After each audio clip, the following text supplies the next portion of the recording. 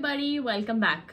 तो अब हम शुरू करने वाले हैं constitutional law series and this is part 1, जिसमें हम डिस्कस करेंगे origin of constitutional law, fundamental rights, what was the need of fundamental rights, article 12 and article 13, उसके सारे case laws. So stay tuned and hit the bell icon. Don't forget to like, share and subscribe my channel. Let's begin. Hello. तो Magna Carta जो था वो पहला ऐसा written document था जो सिटीजन्स के राइट्स की प्रोटेक्शन को इंश्योर करता था और उनके बारे में बात करता था। तो ये मैग्ना कार्टा जो बना था वो इंग्लिश लोगों की डिमांड पर बना था, जिसमें उन्होंने किंग जॉन से कहा कि इसमें पुराने लिबर्टीज के प्रोटेक्शन के बारे में बात किया जाएगा और उन्हें रिस्पेक्ट करने की बात। तो टाइम के साथ इंग्लिश किंग्स को अपने सब्जेक्ट्स के लिए कई सारे राइट्स बनाने पड़े, जिसकी वजह से उस प्रोसेस में बिल ऑफ राइट्स बना। इसमें ये इंश्योर किया गया कि जो इंग्लिश पीपल है उनके राइट्स और लिबर्टीज को कंसोलिडेट किया जाए। तो यूएस सबसे पहला देश था जिसने बिल ऑफ राइट्स को कॉन्स्टिट्यूशनल स्टेटस दिया। इससे ये हुआ कि जो राइट्स थे वो लीगली बाइंडिंग हो गए थ्रू कॉन्स्टिट्यूशन। तो जब इंडियन कॉन्स्टिट्यूशन फ्रेम कर रहे थे तो जो फ्रेमर्स थे उन्होंने Magna carta, US bill of rights और फ्रांस डिक्लेरेशन से इंस्पिरेशन लिया, और इस वजह से इंडियन कॉन्स्टिट्यूशन में फंडामेंटल राइट्स के लिए एक कॉम्प्रिहेंसिव चैप्टर इंक्लूड किया गया। तो फंडामेंटल राइट्स को इंक्लूड करने का पर्पस क्या था? फंडामेंटल राइट्स का चैप्टर इंक्लूड करने का पर्पस था बेसिक राइट्स जैसे लाइफ, लिबर्टी या फ्रीडम ऑफ स्पीच को सेफगार्ड करना, ताकि किसी भी पॉलिटिकल चेंजेस की वजह से इन फंडामेंटल राइट्स को अल्टर या रिमूव नहीं किया जा सके। तो चलिए आपको एक फेमस केस लॉ बताती हूँ। West Virginia State Board of Education versus Barnette. इसमें जस्टिस जैक्सन ने कहा कि जो फंडामेंटल राइट्स है जैसे कि लाइफ, लिबर्टी या फ्रीडम ऑफ स्पीच, ये जो है वोट्स या इलेक्शन से डिसाइड नहीं होने चाहिए, बल्कि कोर्ट्स ये इंश्योर करे कि इन फंडामेंटल राइट्स का ना उल्लंघन होना चाहिए, ना इन्हें कोई तोड़ सके। Why do we need fundamental rights? Fundamental rights की जरूरत क्यों थी? What was the need for it? First is protection against government power. तो जो सिटीजन्स हैं उनके लिए फंडामेंटल राइट्स बहुत ज़रूरी है, ताकि उनके राइट्स को गवर्नमेंट के मिसयूज या ओवर पावर से बचाया जा सके। ये फंडामेंटल राइट्स एग्जीक्यूटिव और लेजिस्लेटिव पर एक लिमिट लगाते हैं। Second is preservation of public and private rights.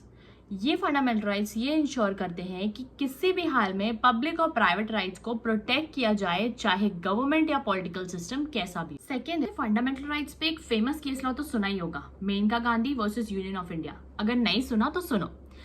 इसमें जस्टिस भगवती ने कहा कि फंडामेंटल राइट्स वो कोर वैल्यूज हैं जो इंडियंस बहुत पुराने टाइम से फॉलो करते आ रहे हैं, और ये फंडामेंटल राइट्स इंडिविजुअल्स की डिग्निटी को प्रोटेक्ट करते हैं और उन्हें अपने पर्सनालिटी को डेवलप करने में पूरी तरह से हेल्प करते हैं। Fundamental rights is guarantee of human rights. तो फंडामेंटल राइट्स ह्यूमन राइट्स को बहुत प्रोटेक्शन इंश्योर करते हैं और स्टेट को रोकते हैं कि वो पर्सनल लिबर्टीज को इन्फ्रिंज ना करे। Next is essential for individual development.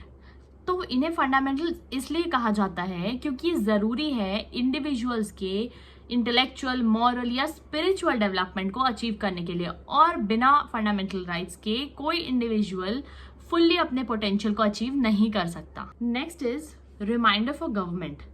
तो फंडामेंटल राइट्स का कॉन्स्टिट्यूशन में होना गवर्नमेंट को याद दिलाता है कि ये जो लिबर्टीज कॉन्स्टिट्यूशन में इंश्योर की गई हैं उन्हें हर वक्त रिस्पेक्ट करना चाहिए। Next is risk of government overreach. Parliamentary system में जहां गवर्नमेंट अक्सर मेजॉरिटी पार्टी से होती है, वहां ये रिस्क होता है कि जो गवर्नमेंट है वो ऐसे लॉज बना दे जो लोगों के राइट्स को इन्फ्रिंज कर दे। Last is sanctity of fundamental rights. Fundamental rights को कॉन्स्टिट्यूशन में इंक्लूड करके इसको एक स्पेशल पोजीशन दी गई है, जिससे लॉ मेकर्स को इन्हें वायलेट करना आसान नहीं होता। लास्ट इज समझते हैं article 12। Article 12 is about state which is in fundamental rights part 3 and 4. तो ये जो states का आर्टिकल है ये एक बहुत छोटा आर्टिकल है, लेकिन ये बहुत ही इम्पोर्टेंट है क्योंकि इससे ये पता चलता है कि जो सिटीजन्स हैं उनके अगर फंडामेंटल राइट्स वायलेट होते हैं तो वो किसको अकाउंटेबल होल्ड करेंगे? इसमें गवर्नमेंट बॉडीज है, लोकल अथॉरिटीज है और अदर अथॉरिटीज भी है। और आप इस वीडियो में ये भी देखेंगे कि कैसे नए नए केस लॉज आने की वजह से कोर्ट्स ने कैसे इन चीज़ों को एक्सपैंड किया, इस डेफिनेशन को कैसे, लोकल अथॉरिटीज की डेफिनेशन को अदर अथॉरिटीज को कैसे एक्सपैंड किया और कैसे ये चेंजेस होते। तो स्टेट के डेफिनेशन में कौन कौन आता है? First is central government, second is state legislative government, third is local authorities, municipalities, etc. and last is other authorities. Other authorities को थोड़ा डेप्थ में और डिटेल में देखेंगे क्योंकि ये काफ़ी चेंजेस आए हैं इसमें धीरे धीरे, जैसे जैसे केस लॉज आते गए उसमें अलग अलग जजमेंट्स आते गए तो उसमें अलग अलग चेंजेस होते गए। तो पहले जो 3 है उसमें बहुत ज़्यादा कुछ नहीं है। तो जो सेंट्रल गवर्नमेंट है या स्टेट गवर्नमेंट है या अगर वो लोकल अथॉरिटी है, म्यूनसिपैलिटी वगैरह है, तो अगर ये तीनों अगर कुछ ऐसा एक्शन लेते हैं या कोई ऐसे लॉज बनाते हैं तो इनको ऐसे एक्शंस लेने और ऐसे लॉज बनाने हैं जो फंडामेंटल राइट्स को वायलेट नहीं करने चाहिए। तो स्टेट के डेफिनेशन, तो कोर्ट्स ने अदर अथॉरिटीज को बहुत ही वाइडली इंटरप्रेट किया है और कोर्ट ने ये कहा है कि जो भी बॉडीज, चाहे वो गवर्नमेंट से डायरेक्टली कंट्रोल्ड हो या कनेक्टेड हो या ना हो, अगर वो पब्लिक ड्यूटीज परफॉर्म कर रही है, अगर वो पब्लिक सेक्टर्स में आते हैं और पब्लिक ड्यूटीज परफॉर्म कर रहे हैं या कहीं से भी गवर्नमेंट के कंट्रोल में है, चाहे वो प्राइवेट हो, सेमी प्राइवेट हो या कोई भी कॉरपोरेशंस हो, तो उसको अदर अथॉरिटीज में लायबल होल्ड किया जाएगा। तो अदर अथॉरिटीज को केस लॉज के थ्रू समझते हैं। सुखदेव सिंह वर्सेस भगत राम, इस केस में जो LIC या ONGC जैसे पब्लिक कॉरपोरेशंस हैं उनको कोर्ट ने अदर अथॉरिटीज में इंक्लूड किया है क्योंकि ये पब्लिक ड्यूटीज परफॉर्म कर रहे हैं।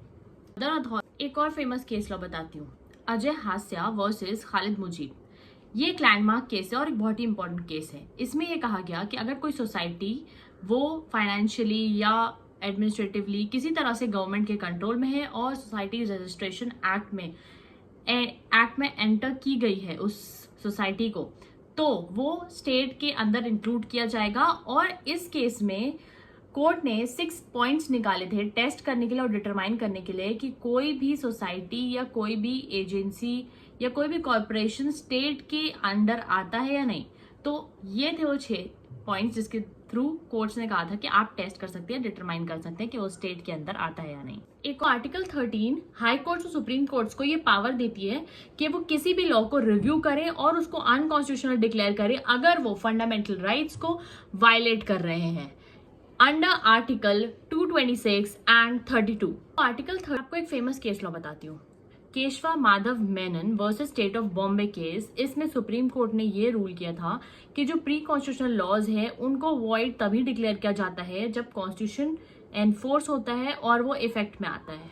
आपको एक फेमस केस बात करते हैं, डॉक्ट्रिन ऑफ सेवरेबिलिटी। इसमें ये होता है कि कोई लॉ रहता है, अगर उस लॉ का कुछ पार्ट, सिर्फ कुछ पार्ट अनकॉन्स्टिट्यूशनल है तो उस पूरे लॉ को वैसे ही वैलिड रखा जाता है। सिर्फ जो पार्ट अनकॉन्स्टिट्यूशनल होता है उसको कोर्ट्स जो है वो अनकॉन्स्टिट्यूशनल डिक्लेयर कर देती है और वॉइड डिक्लेयर कर देती है, बाकी के पूरे लॉज वैसे के वैसे वैलिड रहते हैं।